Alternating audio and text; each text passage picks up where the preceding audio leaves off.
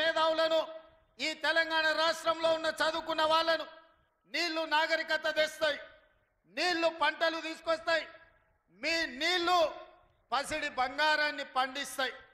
మరి నీళ్లు నాగరికతను దేవాల్సింది, పసిడి పంటలు పండించాల్సిన ఈ పాలమూరు జిల్లాలో కృష్ణా నది జలాలు 811 టీఎంసీలు దశాబ్దాలుగా పారుతున్నా మాకెందుకు పసిడి పంటలు రాలేదు, మా కష్టాలు ఎందుకు తీరవలేదు, మా కన్నీళ్లు ఎందుకు తూడవలేదని నేను అడుగుతున్నా. ఈ పాలమూరు జిల్లా నాడు ఉమ్మడి రాష్ట్రంలో లేదా? ఈ పాలమూరు జిల్లా ఏర్పడ్డ తెలంగాణ రాష్ట్రంలో లేదా? ఈ పాలమూరు జిల్లా బీఆర్ఎస్ పార్టీకి ఓట్లు వేయలేదా? అంతెందుకు 2009లో నాడు చంద్రశేఖరరావు గారు కరీంనగర్ జిల్లా ప్రజలు తరుముతే భుజాన జోలె వేసుకొని జోలె పట్టుకొని పాలమూరు జిల్లాకు వచ్చి ఈ ప్రాంతంలో ప్రజల్ని అడుక్కుంటే నా పాలమూరు సోదరులు మా సోదరి మనులు నీకు భిక్ష పెట్టినరు, నీ బొంతలో భిక్ష వేసి పార్లమెంటు సభ్యుని చేసి ఢిల్లీకి పంపిస్తే నువ్వు పార్లమెంటు సభ్యుడిగా పదవిని ఎలగబెట్టినావు. సోనియమ్మ తెలంగాణ రాష్ట్రం ఇస్తే నువ్వు తెచ్చినా అని గొప్పలు చెప్పుకున్నావు. ఆనాడు పాలమూరు జిల్లాను దత్తత తీసుకుంటున్నావు, తెలంగాణ రాష్ట్రం వస్తే పాలమూరు బాగుపడుతుందన్నావు, వలసలు ఆగిపోతాయన్నావు, మా కన్నీళ్లు తూడుస్తా అన్నావు, మా ప్రాజెక్టులు పూర్తి చేస్తా అని మాటిచ్చినావు.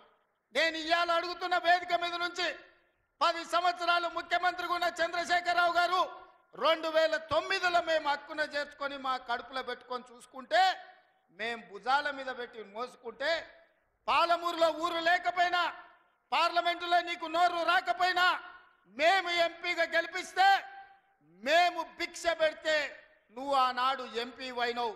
ఆ సంగతి మర్చిపోకు. మరి 10 సంవత్సరాలు ముఖ్యమంత్రిగా ఉన్న నువ్వు మా ప్రాజెక్టులను ఎందుకు పూర్తి చేయలేదని నేను అడుగుతున్నా. ఇవాళ ఈ వేదిక మీద నుంచి పెద్ద పెద్ద మాటలు మాట్లాడుతున్నారు, పొంకనాల మాటలు.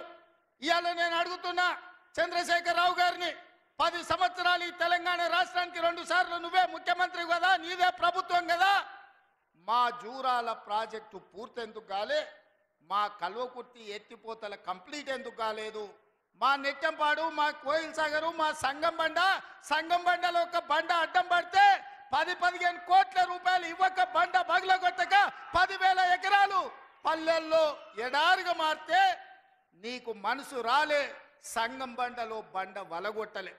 కానీ మేము వచ్చిన తర్వాత ఆ బండ బగలగొట్టి ఆ గ్రామాలకు నీళ్ళు ఇచ్చినాం. ఇవాళ కోయిల్ సాగర్, ఇవాళ మీ ఆర్టీఎస్, ఇవాళ ఈ ప్రాంతంలో ఉండే ఏ ప్రాజెక్ట్ అయినా ఎందుకు 10 ఏళ్లలో పూర్తి చేయలే?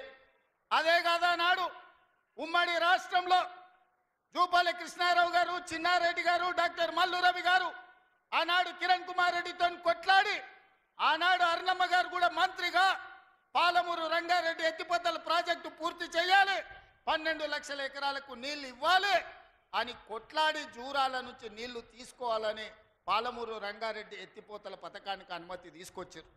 16,000 కోట్లతోని ప్రాజెక్టు మంజూరైంది. 35,000 కోట్లు మొత్తం అంచనాలు వేసి టెండర్లు పిలిచిండ్రు.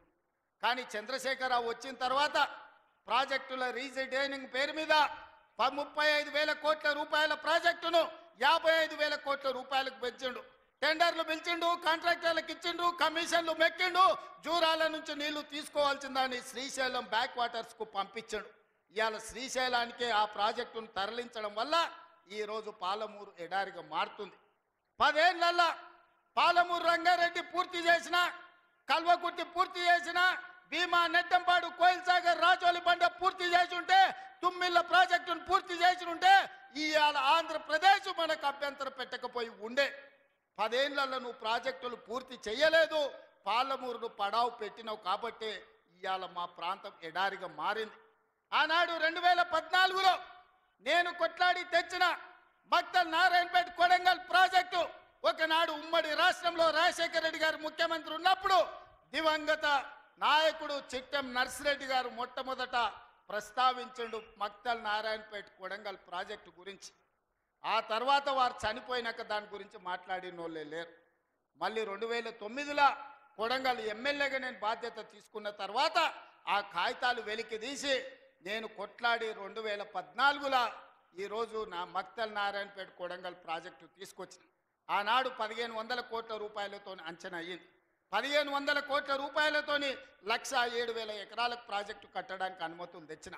10 ఏళ్ళు నా మీద కక్షతోని పాలమూరు మీద పగతోటి చంద్రశేఖరరావు ఈ ప్రాజెక్టును పక్కన పెడితే ఈరోజు నేను వచ్చిన తర్వాత తిరిగి వాటిని దుమ్ము దులిపి పనులు మొదలుపెట్టిన. ఇవాళ 4,500 వేల కోట్ల రూపాయలతోటి మక్తల్ నారాయణపేట కొడంగల్ ప్రాజెక్టును పూర్తి చేయాలి 2 ఏళ్ళలో అని ఈరోజు టెండర్లు పిలిచి పనులు ప్రారంభిస్తే ఇవాళ పగబట్టి ఆయన టీవీలలో పేపర్లలో అడ్డుకుంటున్నారని అంటున్నాడు. నేను అడుగుతున్న చంద్రశేఖరరావు, నువ్వు 70 ఏళ్ళు మాకు అన్యాయం జరిగింది. మా ప్రాంతంలో నీళ్లు పోయినా మా ప్రాంతం నుంచి తరలిపోతున్న కృష్ణానది జలాలు మాకు తాగడానికి మా సాగునీరుకు రాకపోయినా ఈ దేశంలో ఎక్కడ ప్రాజెక్టులు కట్టినా బాక్రానంగల్ కావచ్చు, శ్రీశైలం కావచ్చు, నాగార్జున సాగర్ కావచ్చు, ఎస్ఆర్ఎస్పి కావచ్చు, ఈ దేశంలో ఎక్కడ ప్రాజెక్టులు కట్టినా తట్ట పని, పార పని, మట్టి పని, చెమట తీసే ప్రతి పని మా పాలమూరు బిడ్డలు చేసి దేశానికి ప్రాజెక్టులను అందించారు. ఇవాళ ఈ దేశంలో పంట పండుతుందంటే మా పాలమూరు బిడ్డల స్వేదం ఉంది, మా రక్తం ఉంది, మా కష్టం ఉంది. అట్లాంటి మా జిల్లా ఎడారిగా మారి వేలాది మంది వలసలు పోతుంటే తమ పసిపిల్లల్ని తల్లిదండ్రుల దగ్గర, ముసలోళ్ళ దగ్గర, గుడిసెల దగ్గర వదిలి జంటలుగా మేస్త్రీల ఎంబడి వలస పోతుంటే వలసలు ఆపాలని ఇవాళ మా ప్రాజెక్టులు పూర్తి చేయాలని ప్రయత్నం చేస్తుంటే మా మీద పగబట్టినవు ఎందుకు చంద్రశేఖరరావు అని నేను అడుగుతున్నా. ఏం అన్యాయం చేసినాం నీకు చంద్రశేఖరరావు? మేము నిన్ను మా పార్లమెంట్ సభ్యుడిగా ఎన్నుకోవడం మేము చేసిన అన్యాయమా? నీ పార్టీకి పోయినసారి 13 సీట్లు ఇవ్వడం మేము చేసిన అన్యాయమా? ఏం అన్యాయం చేసినామని ఇవాళ మా జిల్లాల ప్రాజెక్టులను అంటుకుంటున్నాం. ఈ 10 ఏళ్లలో నువ్వు పాలమూరు రంగారెడ్డి ఎత్తిపోతలు పూర్తి చేసినుంటే ఇవాళ చంద్రబాబు నాయుడుతో పంచాయతీ ఎందుకు వస్తుండే? ఆనాడు నువ్వు వైఎస్ రాజశేఖర రెడ్డి ముఖ్యమంత్రి ఉన్నప్పుడు ఆనాడు పోతిరెడ్డిపాడు పక్క 4,000 క్యూసెక్స్ నుంచి 40,000 క్యూసెక్లకు పెంచింది. రాజశేఖర రెడ్డి గారికి ఊడిగం చేసింది. రాజశేఖర రెడ్డి చెప్పులు మోసి కృష్ణానది జలాలను రాయలసీమకు తరలించడానికి అనుమతించింది సన్నాసివి నువ్వు కాదా చంద్రశేఖరరావు? ఆనాడు నువ్వు ఊడిగం చేసి రాజశేఖర రెడ్డి పోతిరెడ్డిపాడు ద్వారా నీళ్లు తరలించకపోయిన కృష్ణానది జలాలు మళ్ళీ ఆయన కొడుకు జగన్మోహన్ రెడ్డి ముఖ్యమంత్రి అయిన తర్వాత ఇదే ప్రగతి భవన్, ప్రజల స్వేదంతో నిర్మించిన ప్రగతి భవన్ అధికారిక కార్యాలయానికి వైఎస్ కొడుకు జగన్మోహన్ రెడ్డిని పిలిపించి పంచభక్ష ప్రమాణాలు పెట్టి 6 గంటలు చర్చించి రాయలసీమ ఎత్తిపోతల పథకం రచించింది నువ్వు కాదా? ఇది ద్రోహం కాదా? ఆనాడు రాజశేఖర రెడ్డితో కలిసి పోతిరెడ్డిపాడు ద్వారా కృష్ణానది జలాలను సీమకు తరలించకపోతుంటే హారతిచ్చింది నువ్వు కాదా? ఆనాడు మంత్రివర్గంలో నీ మంత్రులు లేరా? హరీష్ రావు గారు ఆ మంత్రివర్గంలో మంత్రి కాదా అని నేను ఇవాళ అడుగుతున్నా. అదే కాదు, జగన్మోహన్ రెడ్డి గారు ముఖ్యమంత్రి ఉన్నప్పుడు ఏ నీళ్ల కోసం తెలంగాణ రాష్ట్రం తెచ్చుకున్నామో, ఏ నీళ్ల కోసం శ్రీకాంతాచారి లాంటి యువకులు, నూనూగు మిసాల యువకులు ఆత్మ బలిదానాలు చేసుకున్నారు.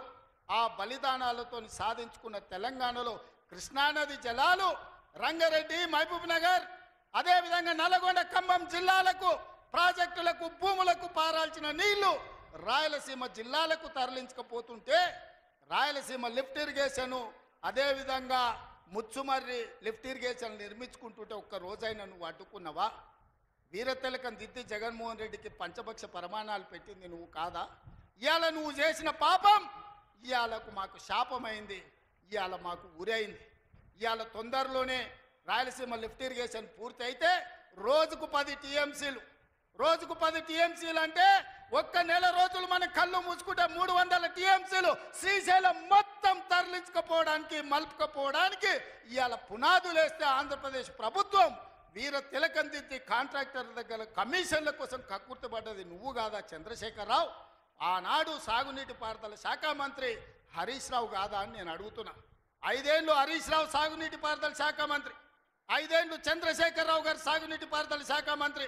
మరి నేను ఇవాళ అడుగుతున్నా, పాలమూరు అక్కడనే ఉంది, కల్వకుర్తి అక్కడనే ఉంది, భీమా ఎండిపోయింది, కోయిల్ సాగర్ ఆరిపోయింది, ఈరోజు ఆర్డీఎస్ అట్లనే ఉండిపోయింది. మా ప్రాజెక్టులు ఎందుకు పూర్తి చేయలే? మా పాలమూరు కష్టాలు ఎందుకు తీరవలేదని నేను అడుగుతున్నా. ఈ నీళ్లు మాకు నాగరికతను ఎందుకు తేలే? ఈ నీళ్లు మాకు పసిడి పంటలు ఎందుకు దిగలే? ఈ నీళ్లు మాకెందుకు కన్నీళ్లు మిగిలిచ్చినాయని నేను అడుగుతున్నా. ఈ నీళ్లు మా భూములు ఎడారుగా మారడానికి, ఈ నీళ్లు మా ప్రజలు వేలాదిగా వలసలు పోవడానికే పనికొచ్చినాయి తప్ప మా జీవితాలలో వెలుగులు వచ్చినాయని నేను అడుగుతున్నా. ఈ పాపం నీది కాదా చంద్రశేఖరరావు? ఈ పాపం నీదే కదా? 10 ఏళ్ళు వచ్చిన తెలంగాణ రాష్ట్రంలో 2 లక్షల కోట్ల రూపాయలు సాగునీటి ప్రాజెక్టుల కోసం ఖర్చు పెట్టినావు కదా. 1,00,000 కోట్లు కాళేశ్వరం కట్టినావు. 1,00,000 కోట్లల్లా 1,000 కోట్లు మింగినావు. కట్టిన కాళేశ్వరం కుప్పగూలిపోయింది. ఇంతకంటే దిక్కుమాలిన ప్రాజెక్ట్ ఇంకెక్కడైనా ఉంటుందా అని నేను చంద్రశేఖరరావుని అడుగుతున్నా. ఇవాళ మా ప్రాజెక్టులు పడావు పెట్టి మా నీళ్ళేమో రాయలసీమ తరలించకపోయింది, నుదులేమో నువ్వు తరలించకపోయినావు. పదవులేమో నీ ఇంట్లోకి వచ్చినాయి, పాపాలేమో మాకు వచ్చినాయి. ఇవాళ ఈ పాపాలు, ఈ కష్టాలు ఎంతకాలం మేము ఎదుర్కోవాలని నేను అడుగుతున్నా. అందుకే మిత్రులారా, ఇవాళ మన మీద పగబట్టిండు. 10 ఏళ్ళు ముఖ్యమంత్రి ఉన్నాయన, మన పరిపాలన బాగలేదంటుండు. నేను అడుగుతున్న ఇక్కడికి వచ్చిన సోదరుని, తెలంగాణ ప్రజల్ని, 10 ఏళ్ళు కేసీఆర్ ముఖ్యమంత్రి ఉన్నాడు, 12 ఏళ్ళు నరేంద్ర మోడీ ప్రధానమంత్రి ఉన్నాడు. ఇవాళ చర్చకు సిద్ధమా? కిషన్ రెడ్డి గారు, మీ పార్టీ ప్రెసిడెంట్గా నువ్వురా, కేంద్ర మంత్రిగా నువ్వురా, చంద్రశేఖరరావు గారు ప్రతిపక్ష నాయకుడిగా నీ పార్టీ ప్రెసిడెంట్గా నువ్వురా, కాంగ్రెస్ పార్టీ నుంచి ముఖ్యమంత్రిగా నేను వస్తా. 12 ఏళ్ళు మోడీ పరిపాలన మీద, 10 ఏళ్ళు చంద్రశేఖరరావు పరిపాలన మీద, 12 నెలల మా పరిపాలన మీద, ప్రజా పరిపాలన మీద చర్చ చేయడానికి నేను సిద్ధంగా ఉన్నా. చర్చలో ఓడితే ముక్కు నేలకు రాస్తా అని చెప్పి నేను ఈ సందర్భంగా సవాలు విసురుతున్నా. ఇవాళ నేను అడుగుతున్నా, మాకు అవకాశం వచ్చింది, మా జిల్లాకు అవకాశం వచ్చింది. మేము ఎవరినో అడుక్కోవడం, ఎవరి ముందల్లో చేయి దాచడం కాదు. ఇవాళ మా పాలమూరు జిల్లాకే ఒక అవకాశం వచ్చింది. మా ప్రాజెక్టులు మేము పూర్తి చేసుకోవద్దా? మా మక్తల్ నారాయణపేట కొడంగల్ ఎత్తిపోతల పథకాన్ని మేము కట్టుకోవద్దా? మా పాలమూరు రంగారెడ్డి పూర్తి చేసుకోవద్దా? మా కల్వకుర్తి పూర్తి చేసుకోవద్దా? మా బీబా పూర్తి చేసుకోవద్దా? మా నెట్టంపాడు పూర్తి చేసుకోవద్దా? మా కోయిల్ సాగర్ పూర్తి చేసుకోవద్దా? మా జూరాల పూర్తి చేసుకోవద్దా? మా తుమ్మిళ్ళ ప్రాజెక్టు పూర్తి చేసుకోవద్దా? మా ప్రాంతం అభివృద్ధి చెందొద్దా అని చంద్రశేఖరరావుని అడుగుతున్నా. ఏది తీసినా, ఏది పెట్టినా వద్దు అనే తప్ప నీ నోటి నుంచి ఒక్క మాట అయినా మంచి మాట వచ్చిందా అని నేను అడుగుతున్నా. ప్రాజెక్టులు కట్టొద్దంటివి, భూములు